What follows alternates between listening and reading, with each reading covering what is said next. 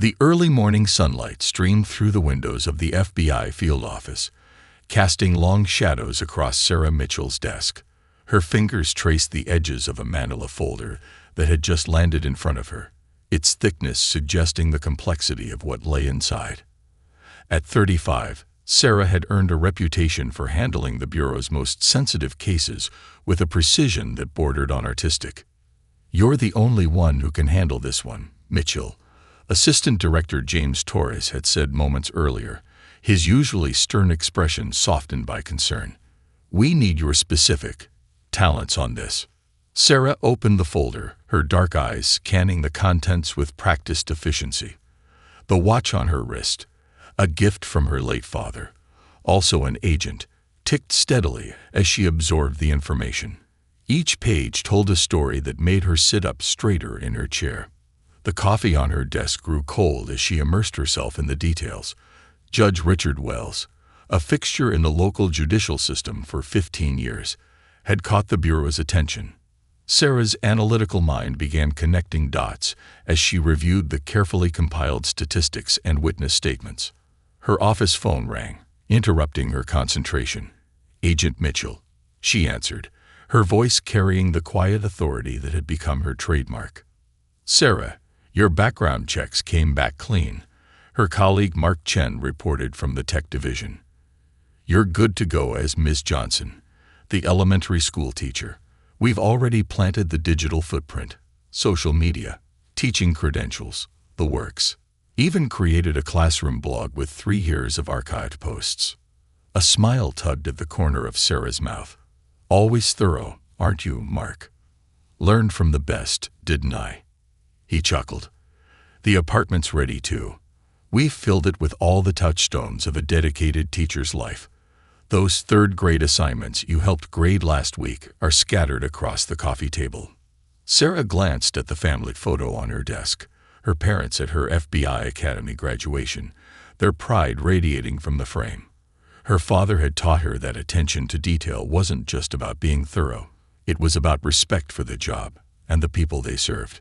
Standing up, Sarah walked to the window overlooking the city. The morning rush hour was in full swing below, thousands of people going about their lives, trusting in a system that was supposed to treat everyone fairly. Her reflection in the glass showed a woman of purpose, her dark suit crisp, her shoulder-length hair neatly styled. "Time to go back to school," she murmured to herself, already mentally preparing for her role. She'd need to perfect everything from her handwriting style to her walking pace. Teachers moved differently from federal agents, after all. The weight of the assignment settled comfortably on her shoulders. This wasn't just another case. It was an opportunity to ensure that justice truly meant justice for all. Sarah gathered her things, including a pair of reading glasses that would become part of her teacher persona. As she headed for the door, Torres appeared again. "Mitchell," he called out, "remember, this isn't just about one judge or one courthouse. This could change things on a much bigger scale." Sarah nodded, her determination evident in her stance. "Every big change starts with someone willing to take that first step, sir." She patted the folder in her bag. "And I plan to make this one count." The elevator doors closed behind her, and Agent Sarah Mitchell began her mental transformation into Miss Sarah Johnson, the dedicated 3rd grade teacher who was about to become an unwitting catalyst for change in a system that desperately needed it. Sarah adjusted the colorful alphabet banner hanging slightly crooked above her temporary classroom at Lincoln Elementary. The school day had ended hours ago, but she remained, carefully crafting her cover identity with the same precision she applied to her FBI work. Soft afternoon light filtered through the classroom windows, illuminating floating dust particles as she moved about the space. "Ms. Johnson," a small voice called from the doorway. Tommy, one of her 3rd grade students, stood clutching a paper airplane. "I forgot my lunchbox." Sarah's transition into her teacher persona was seamless. "Come on in, Tommy," she smiled warmly, gesturing toward the lost and found basket near her desk. "The blue one with dinosaurs, right?" The boy's face lit up. "You remembered." He retrieved his lunchbox, then paused. Are you coming to the spring fair on Saturday? Mom's helping with the cakewalk. Wouldn't miss it for the world, Sarah replied, making a mental note to update her case log. These community events were perfect opportunities to establish her presence and be seen by courthouse employees who had children in the school. After Tommy left, Sarah returned to preparing tomorrow's lesson plans. Her desk featured perfectly organized stacks of papers, each bearing careful comments in her newly adopted teacher handwriting, rounder and softer than her usual precise script. A coffee mug decorated with mathematical formulas held a bundle of colorful pens. Her phone buzzed with a text from Mark. Traffic cam installed on Cedar Street. Everything's set for tomorrow morning's incident. Sarah smiled, knowing that tomorrow's carefully orchestrated minor traffic violation would finally bring her before Judge Wells. 3 weeks of building her cover identity had led to this moment. She'd attended PTA meetings, joined the local gym, and even started a weekly coffee meetup with other teachers at the cafe across from the courthouse. The janitor's vacuum hummed in the hallway as Sarah packed her teacher's tote bag, a far cry from her usual sleek briefcase. Inside, alongside actual student assignments, lay a hidden compartment containing her FBI credentials and a specialized recording device disguised as a tube of hand lotion. Her phone rang again. Mitchell secure, she answered quietly, checking the empty hallway. How's life in elementary education? Torres asked, amusement coloring his voice. Let's just say I have a new appreciation for teachers, Sarah replied, thinking of the constant energy required to manage 28 third graders. The background is solid. I've even got parents requesting to have their kids in my class next year. Just don't get too comfortable grading multiplication tables, Torres chuckled. We need our best agent back eventually. Sarah's gaze fell on a thank you drawing from Emma, a shy student who'd finally mastered long division. The role's becoming second nature, but I haven't lost sight of the mission. After hanging up, Sarah completed one final task, updating her classroom blog with an enthusiastic post about tomorrow's fraction lesson, complete with pictures of the manipulatives she prepared. Every detail mattered. A successful undercover operation was built on layers of believability. As she finally left the classroom, Sarah exchanged friendly waves with Mrs. Peterson, the real third-grade teacher next door. The older woman had no idea that her new colleague's cheerful exterior masked years of specialized FBI training and a determination to ensure justice was served. Walking to her car in the golden evening light, Sarah straightened her sensible cardigan. Another careful choice for her teacher wardrobe. Tomorrow would bring her face to face with Judge Wells, but tonight she had 30 spelling tests to grade. Even undercover agents couldn't escape homework. The marble halls of the county courthouse echoed with footsteps as Sarah took her place on the polished wooden bench. She purposely arrived 45 minutes early, her teacher's tote bag resting beside her as she graded papers with a purple pen. A perfect picture of a dedicated educator spending her planning period handling a minor traffic matter. The gallery slowly filled with other citizens dealing with similar infractions. Sarah noticed Mrs. Chen from the PTA settling in 2 rows ahead, offering a small wave of recognition. The chance encounter would only strengthen her cover. Word would surely travel back to the school about Ms. Johnson responsibly handling her traffic ticket during her free period. All rise. The bailiff's voice rang out as Judge Richard Wells entered the courtroom precisely at 9:00 a.m. Sarah stood, taking in every detail of the man she'd studied extensively in case files. In person, he cut an imposing figure in his black robes, his silver hair and stern expression projecting authority. The morning proceeded exactly as Sarah's team had predicted. She observed Wells handling various cases, her trained eye noting subtle shifts in his demeanor and tone. A young man in an expensive suit received a warning for rolling through a stop sign. A woman in medical scrubs got her speeding ticket reduced after explaining she was rushing to her hospital shift. Case number 247, the clerk called out. Sarah Johnson. Sarah gathered her belongings and approached the podium. embodying the slightly nervous energy of a teacher facing her first court appearance. The recording device in her bag, disguised as hand lotion, captured every sound. "Ms. Johnson," Judge Wells began, peering down at her citation, "you're charged with failing to come to a complete stop at the intersection of Cedar and Main." "Yes, Your Honor," Sarah replied, her voice carrying just the right mix of respect and mild anxiety. She practiced this moment countless times, knowing that every word, every gesture would be scrutinized later. "It says here you're a teacher," Wells questioned, his tone shifting subtly. "Third grade at Lincoln Elementary, Your Honor," Sarah responded, gesturing to the stack of papers she'd been grading. "I was actually on my way to make copies for my students when this happened." The judge's expression remained unreadable as he reviewed her driving record, the carefully crafted history her team had created. Sarah noted how his fingers lingered longer on certain pages, how his eyes narrowed slightly at particular details. From the corner of her eye, Sarah spotted Officer Roberts, who'd issued her citation, entering the courtroom. His timing was perfect. They'd synchronized this appearance to add authenticity to the case.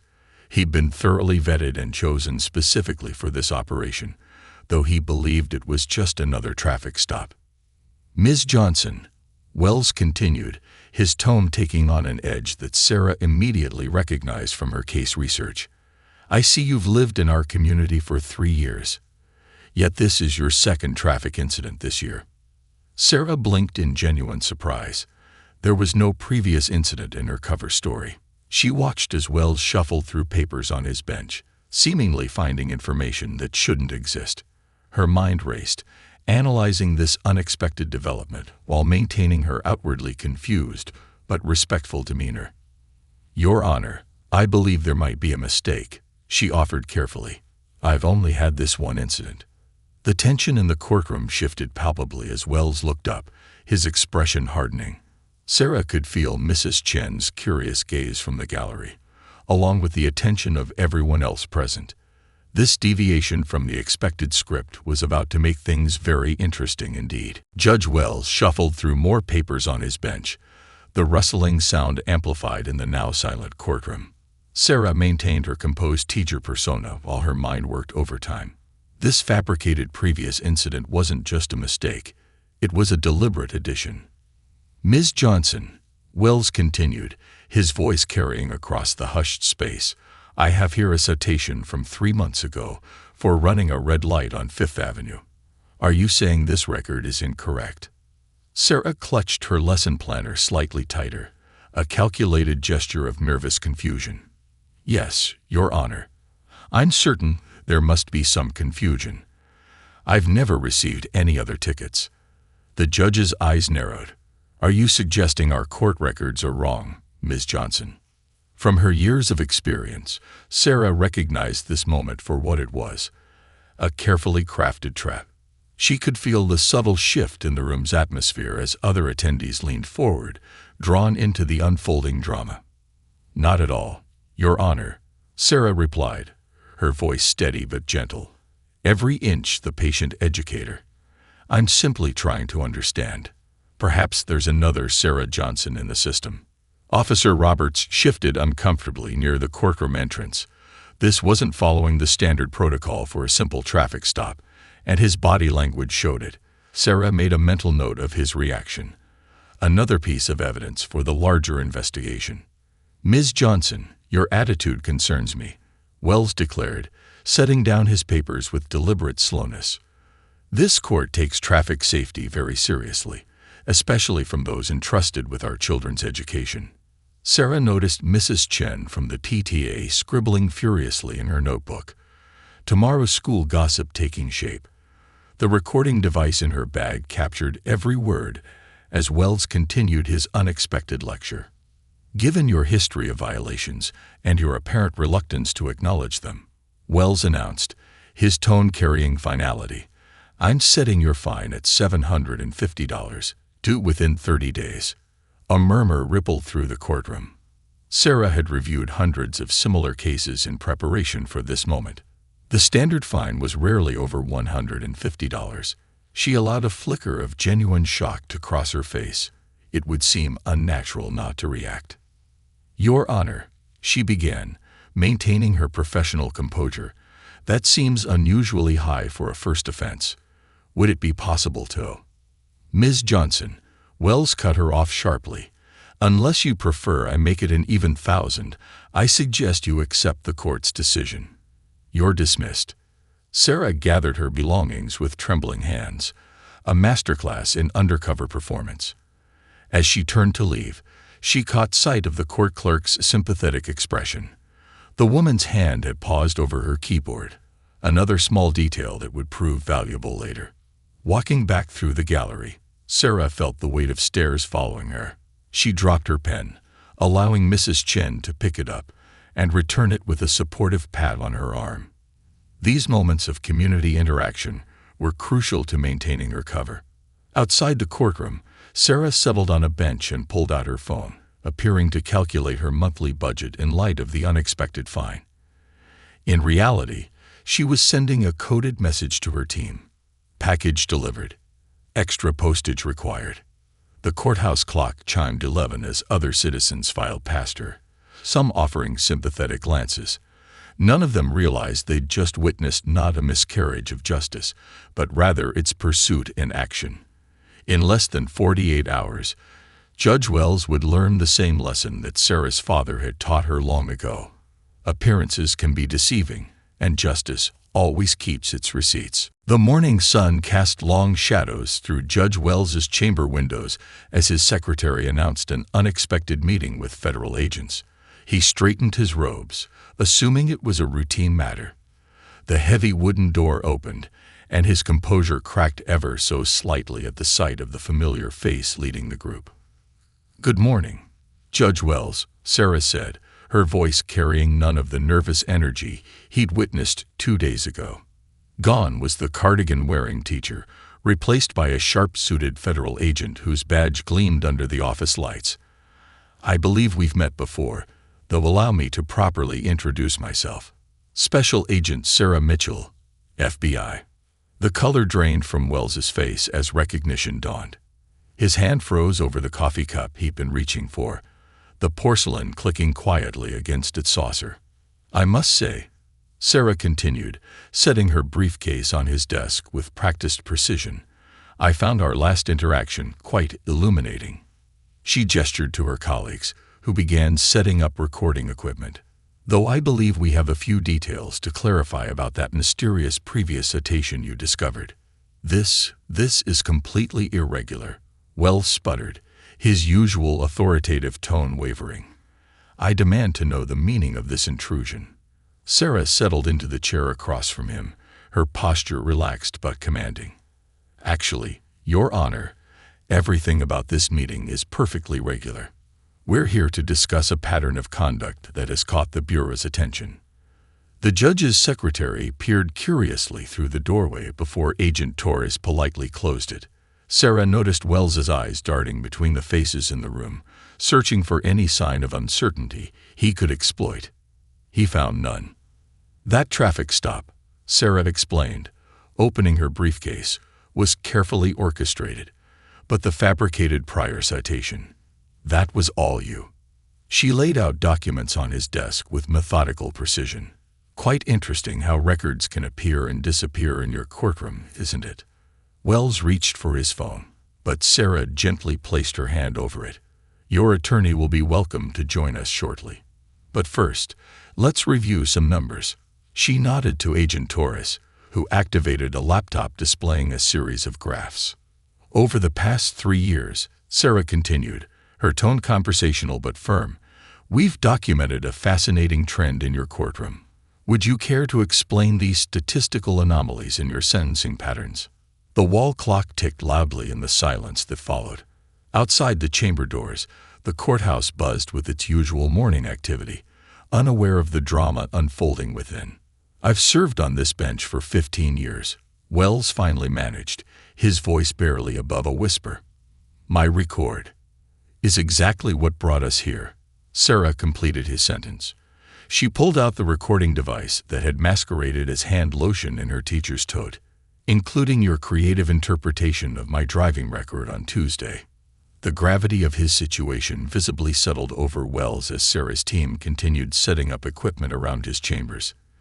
His hands, which had confidently wielded the gavel for so many years, now trembled slightly as he reached for his water glass.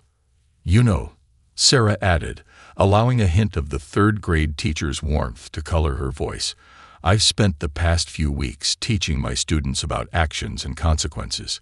It seems we're due for a similar lesson here." The morning sun had climbed higher now, illuminating dust motes that danced through the chamber's heavy air. In the courthouse hallway, the first cases of the day were being called.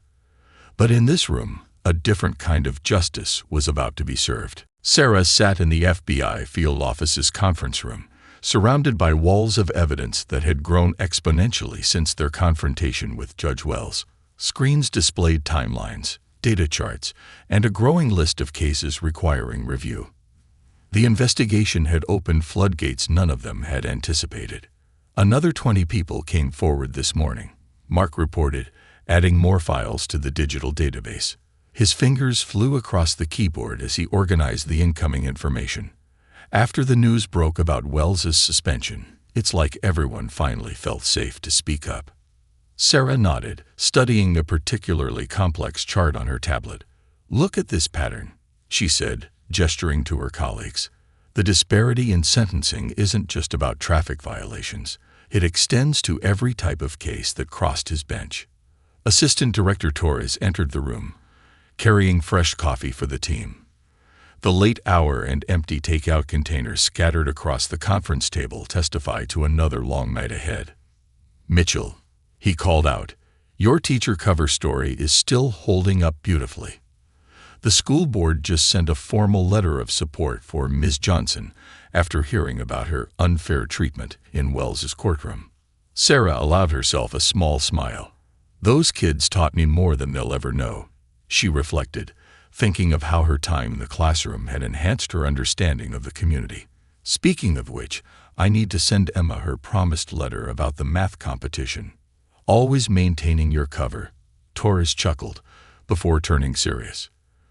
"But we've got bigger concerns. The State Judicial Review Board is sending representatives tomorrow. This investigation has implications for the entire circuit." The team gathered around the central display as Mark pulled up a new series of documents. Sarah's carefully orchestrated traffic stop had revealed just the tip of an iceberg. Patterns emerged showing years of systematic issues that went far beyond one judge's chamber. "Look here," Sarah pointed to a cluster of data points. "These cases show similar patterns in courtrooms across 3 counties. Wells wasn't working alone. He was part of an established system." The night deepened outside their windows as they pieced together connections. Sarah's phone buzzed occasionally with messages from concerned parents and teachers, each one a reminder of how deeply her cover identity had been woven into the community. "We've got something," called out Agent Lisa Chen from her computer station. "I've been analyzing Wells's phone records. Regular calls to retired Judge Martin every Tuesday evening for the past 5 years. The timing coincides with the pattern shifts in his sentencing." Sarah finished, quickly making the connection. "Pull up Martin's case records from his time on the bench." The room hummed with renewed energy as the team followed this new lead. Sarah stepped back for a moment, taking in the scene. What had started as an investigation into one judge's conduct had unveiled a complex network of long-standing practices that affected thousands of lives. "Ms. Johnson may need to take a few more personal days," Sarah mused, thinking of her classroom. "This story's far from over." Torres nodded in agreement. "Your students will understand. Sometimes the most important lessons happen outside the classroom." Through the office windows, the city lights twinkled like stars, each one representing homes and lives affected by the decisions made in Wells's courtroom. As Sarah turned back to the evidence wall, she knew that every late night, every careful detail of her cover story, every moment spent building trust in that classroom had served a greater purpose. The truth was finally coming to light, one document at a time. The State Judicial Review Board's hearing room buzzed with anticipation as Sarah prepared to present her findings. 3 weeks had passed since the confrontation in Wells's chambers, and the case had evolved far beyond their initial expectations. Sunlight streamed through tall windows, illuminating the packed gallery of observers, including numerous legal professionals and community members. Agent Mitchell, the board chairwoman, began. "You may proceed with your presentation." Sarah stood, her presence commanding attention without demanding it. The simple teacher's disguise was gone, but she carried forward the patience and clarity she'd honed in that third-grade classroom. "Thank you, Madam Chairwoman," Sarah began, activating the presentation screen. What began as an investigation into one judge's conduct has revealed systemic issues requiring immediate attention. The screen displayed a complex web of connections, each backed by meticulously gathered evidence. Sarah moved through the presentation with precision, her voice steady as she outlined years of concerning patterns. "This chart," she indicated, "shows a clear correlation between sentencing disparities and unofficial communications between certain judges." She pulled up a series of graphs that Mark had helped prepare. The pattern spans multiple jurisdictions and affects thousands of cases. In the gallery, Sarah noticed Mrs. Chen, no longer just a PTA member in her mind, but a symbol of the community affected by these revelations. The woman had become an unexpected ally, organizing other parents and citizens to support the push for judicial reform. "We've identified 3 key areas requiring immediate reform," Sarah continued, laying out the team's recommendations. "First, mandatory quarterly reviews of sentencing patterns. Second, implementation of transparent oversight mechanisms. And third, establishment of an independent review panel for citizen complaints." The board members leaned forward, engaged by the thoroughness of the presentation. Sarah could see the impact of her words in their expressions. This wasn't just another routine review. "Furthermore," she added, pulling up new documentation, "we've uncovered evidence of similar patterns in neighboring districts." The room stirred at this revelation. This suggests an opportunity for comprehensive reform across the entire state judicial system. As she spoke, Sarah noticed a familiar face slip into the back of the room. Tommy's mother from the school's spring fair. The woman gave a small wave, reminding Sarah of the real lives touched by this case. "The FBI's recommendation," Sarah concluded, her voice carrying the weight of weeks of investigation, "is a complete overhaul of the current oversight system. We've prepared detailed proposals for implementation, including innovative solutions developed in consultation with legal experts and community leaders." Questions from the board followed. Each one met with Sarah's careful, considered responses. Her team had prepared for every possible angle, every potential challenge to their findings. "Agent Mitchell," one board member spoke up, "your undercover work as a teacher, how did that influence your perspective on this case?" Sarah paused thoughtfully. "My time in that classroom taught me something crucial," she replied. "When we teach children about justice, we tell them it's blind and fair. They believe us. They trust us. Our job, all of us in this room, is to make sure we're worthy of that trust." The chairwoman nodded slowly, her expression thoughtful. As the hearing continued, Sarah could feel the momentum building. Change wasn't just possible, it was inevitable. Outside the hearing room, reporters gathered, sensing a landmark moment in the making. But Sarah's thoughts were partly elsewhere, wondering if Emma had mastered those tricky division problems, if Tommy had finished his science project. She'd learned that justice, like education, was about building a better future, one careful step at a time. 6 months later, Sarah stood at the back of her former third-grade classroom, watching as Miss Peterson guided the students through their morning lessons. The familiar scent of chalk dust and children's art supplies brought a smile to her face. She'd chosen this moment, this place, for her final task related to the case. "Ms. Johnson," Emma exclaimed, spotting her from her desk.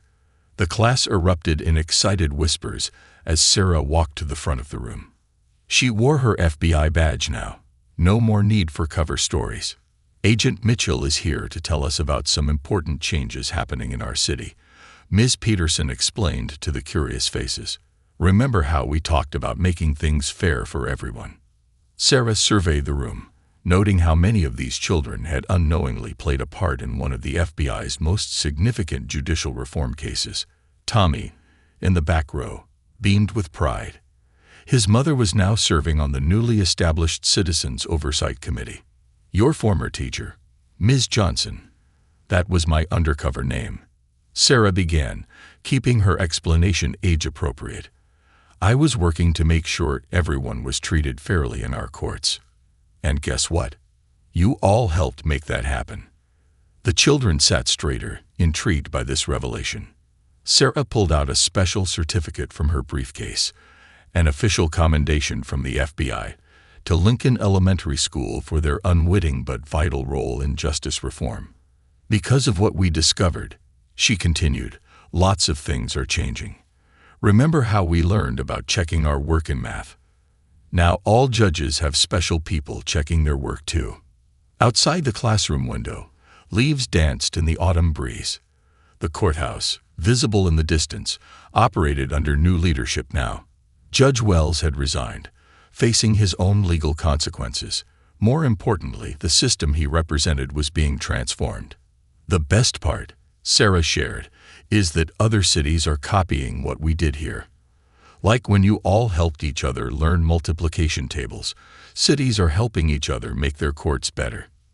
Mrs. Chen, now heading the PTA's Community Justice Initiative, slipped into the classroom. She carried a stack of child-friendly civics booklets, part of the new educational outreach program Sarah had helped develop. Agent Mitchell. A small voice piped up. It was Emma, her hand raised high. Do you like being an FBI agent more than being a teacher? Sarah knelt to meet Emma's eyes. Both jobs are about the same thing. Helping people and making the world better. I just do it differently now.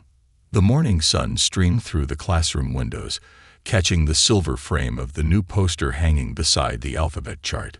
Justice is for everyone, written in bright, child-friendly letters. Later that afternoon, Sarah sat in her FBI office, completing her final report on the case.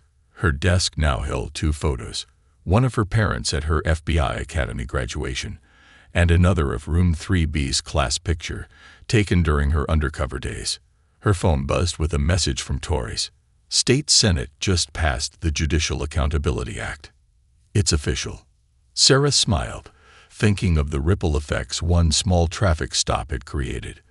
The new law would ensure transparent oversight of all courts in the state, with provisions for regular community input and review. Opening her drawer, she pulled out the purple grading pen she kept as a souvenir. Some lessons she learned were taught in classrooms. Others were taught in courtrooms. But the most important ones happened in the space between, where courage met opportunity, and change began with a single person willing to stand up for what was right. Lesson complete, she whispered, closing the case file for the last time. Outside her window, the city stretched out before her, forever changed by a simple truth. Justice, like education, was a continuous journey of growth, learning, and hope for a better tomorrow.